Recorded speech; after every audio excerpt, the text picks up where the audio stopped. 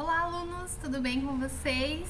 Hoje vamos com a aula de revisão de português. Acompanhem com o seu material lá na página 36 da sua apostila, onde vamos falar sobre debate, um modelo de contestação baseado na argumentação onde duas ou mais ideias conflitantes são defendidas ou criticadas com base em argumentos. Então, as pessoas, na sua oralidade, vão defender os seus pontos de vista, argumentar sobre determinado assunto, o qual precisa ser muito estudado para que a sua fala seja bem fundamentada, ok?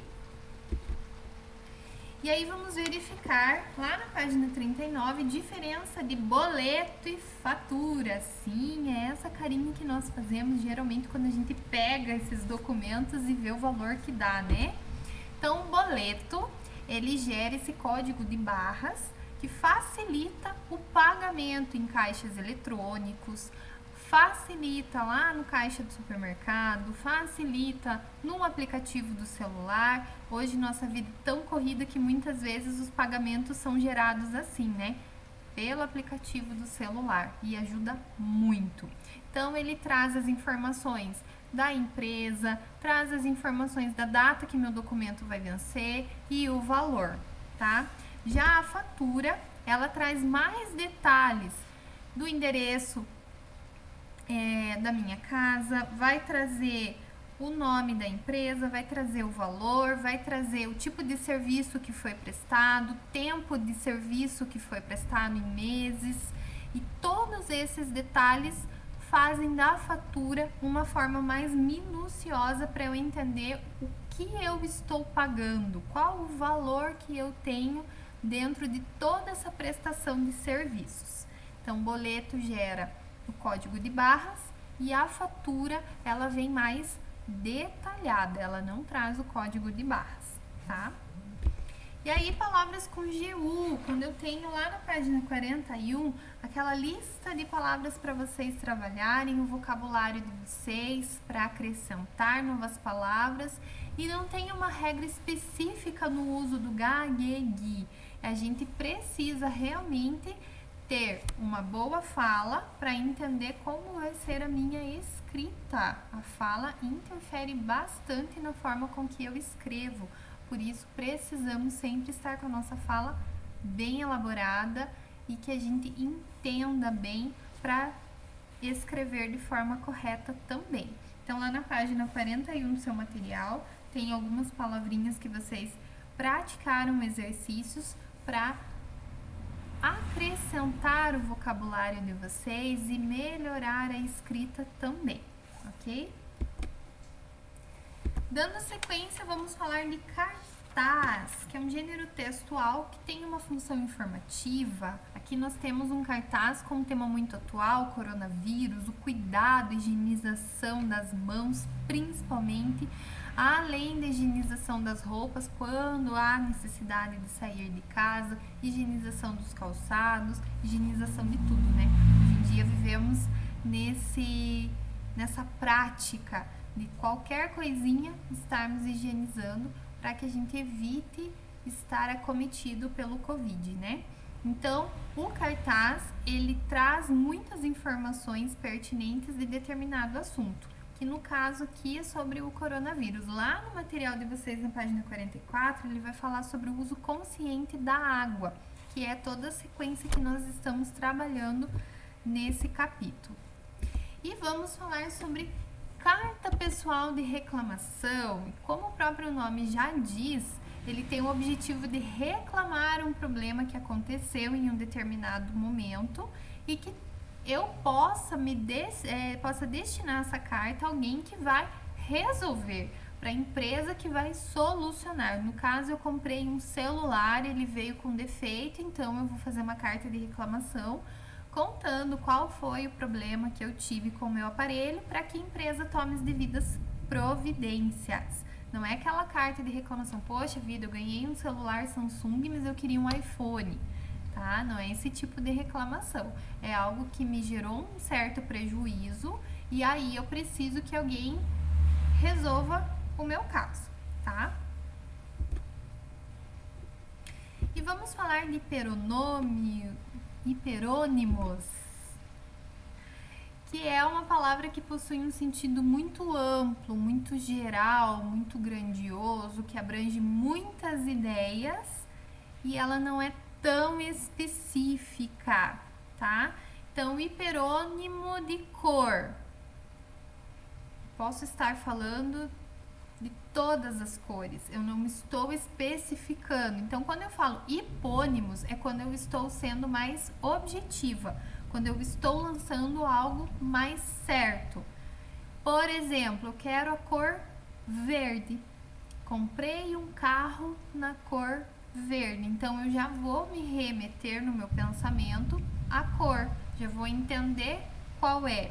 Se eu falo de qualquer forma de cor, eu não estou especificando. Então, fica mais abrangente. Não fica algo tão direto.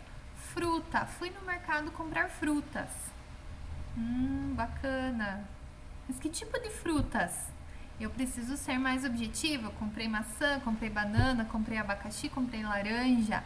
Então, estou sendo mais certeira. Estou dando já os elementos específicos da minha fala.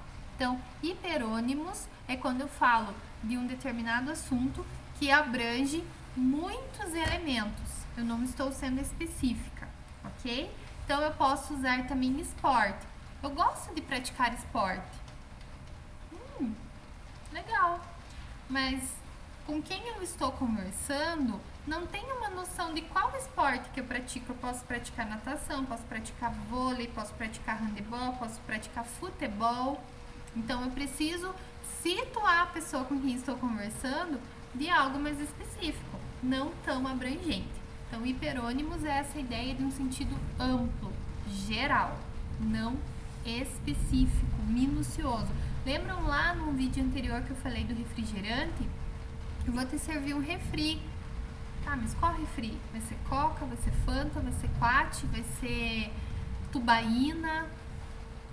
Então, é algo muito grandioso que remete a muitas ideias, ok? E aí, vamos lá para a página 51 do seu material com palavras com G e J. Então, as palavras com G, ga, go, gu, elas têm esse som do G. Já o G e o G têm o som de J, por isso a confusão com o G e o J. Porque quando eu falo palavras com ga, go, gu, eu consigo identificar que é com G. Agora, se eu falo palavras com G ou G, eu preciso entender sobre o que eu estou falando para fazer a referência certa de letra, se é com G ou com J. A família do J, ela já é um pouco mais fácil de compreender porque ela segue um som só, já, G, Gi, Jo, Ju. Dentro da família do G, eu não tenho essa facilidade, eu não vou ter ga, ge, gi, até porque o ge, gi, eu vou ter o uso do u na minha formação. Então, já não consigo utilizá-lo da maneira coerente. Então, muita leitura ajuda vocês a identificarem se as palavras vão ser com G ou com J. Né? Lá na apostila, vocês verificaram algumas palavrinhas, dentro do caderno de atividades também. Então, procurar fazer bastante leituras ajuda vocês a memorizarem e a identificarem a diferença das palavrinhas com G ou J. E aí vamos falar sobre os pronomes demonstrativos. São os que indicam o lugar em que uma pessoa ou coisa se encontra, isto é, a posição dos seres em relação às três pessoas do discurso. Quem fala, quem ouve, né? Então, eu trouxe esse quadro para vocês entenderem o espaço, o tempo, as variáveis, que são os termos que eu vou utilizar, e também tem as invariáveis, que é um extra que eu trouxe nesse quadro para vocês. Então, espaço, quando eu estou muito próximo, quando eu estou bem pertinho de algo que eu estou falando, é algo presente, eu vou usar este, estas, tá? Quando é invariável, isto, quando eu ainda não identifico bem ao certo. Quando eu estou um pouco afastado, um pouco mais distante, eu uso no passado, futuro próximo, tá? Então, eu posso utilizar esse, essa. Quando ainda é algo não muito identificado, eu falo isso. E aí, quando eu estou distante, bem afastado, eu posso estar usando num passado remoto, lá uma coisa que já aconteceu há muito, muito tempo, e aí eu uso aquele, aquela. Lá no material de vocês têm na página 53 as tirinhas do menino próximo à árvore, em que a gente vai usar esta, este. Aí nós temos o menino conversando com a menina, mas o menino está longe da árvore e está conversando com a menina grudadinha lá na árvore, então vai usar esse, essa. E aí nós temos os dois, o menino e a menina bem afastados da árvore, e aí eles usam o termo aquele, aquela. Então a gente precisa identificar se está bem pertinho, se está um pouco afastado ou se está bem distante e quais os termos variáveis que eu vou utilizar dentro dos pronomes demonstrativos dentro das minhas frases. Lembrando que pronomes demonstrativos também evitam o uso repetido de palavras, eles também remetem a um termo utilizado anteriormente dentro da minha fala, tá? E aí, seguindo, vamos com reportagem lá nas páginas 55, 56 e 57 do seu material. Avançou aqui sem querer, me perdoe. Então, reportagem é um gênero textual não literário, tá? Então, ele não é contido em livros. Ela é considerada um texto jornalístico vinculado pelos meios de comunicação, que podem ser jornais, revistas, televisão, internet, rádio, entre outros. E o repórter é a pessoa que está incumbida de apresentar a reportagem, a qual aborda temas da sociedade em geral. Ele é a pessoa que vai mediar as falas dentro do que a mídia está trazendo, né, o jornal, a revista, e a pessoa que está sendo entrevistada. Então, muitas vezes o repórter pode estar reproduzindo a fala do entrevistado, às vezes ele não quis aparecer, aí o repórter vai falar as palavras dele, ou às vezes ele pode estar fazendo essa intervenção, ele está conversando com a pessoa entrevistada e ela mesma vai dando as suas respostas. Então, reportagem também pode aparecer em jornais, né, trazendo fatos bem relevantes, onde o jornalista pode estar utilizando a fala de quem ele entrevistou previamente e colocando ali todas as ideias, tá? Vírgula, travessão e parênteses. Vamos falar do uso do travessão. Então, travessão ele pode dar realce àquilo que delimita em uma explicação. Ele pode voltar um termo para explicá-lo. Às vezes eu coloquei uma palavra que eu não conheço, então entre os travessões ali eu vou colocar o significado. Por exemplo, o estado do Rio, o mais afetado pelas chuvas, precisa de ajuda. Se eu coloco lá o estado do Rio precisa de ajuda, eu vou entender que tipo de ajuda ele precisa? Não, então aqui eu estou caracterizando o significado do rio precisar de ajuda, afetado pelas chuvas.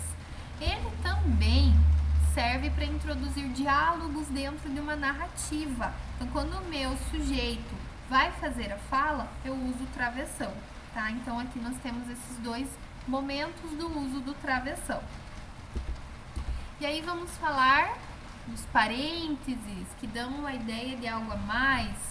Um trecho contido neles é secundário, um acessório. Então, geralmente ele traz também uma explicação, uma reflexão de alguma coisa, tá? Por exemplo, aqui no finalzinho do cartaz, Ana, aquela menina que mora na Casa Amarela, me convidou para brincar. Se eu falo apenas, Ana me convidou para brincar, eu estou conversando com alguém que conhece. Tudo bem.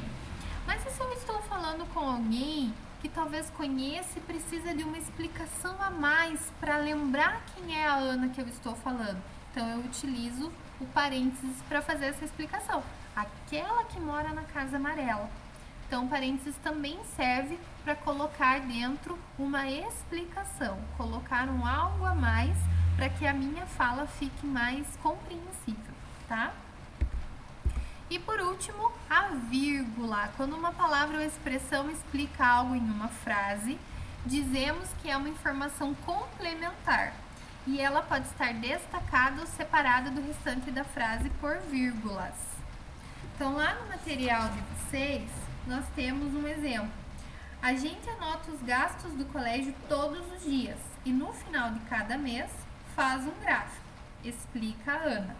Então, para que eu entenda que no final do mês foi feito toda essa anotação, eu coloco entre as vírgulas uma explicação, todos os dias, tá? Então, agradeço vocês pela paciência em me assistir, né? Espero ter ajudado vocês com as suas dúvidas. E caso elas ainda persistam, mandem um e-mail para a prof que eu vou estar aqui para responder a vocês. Um beijo grande e até a próxima aula!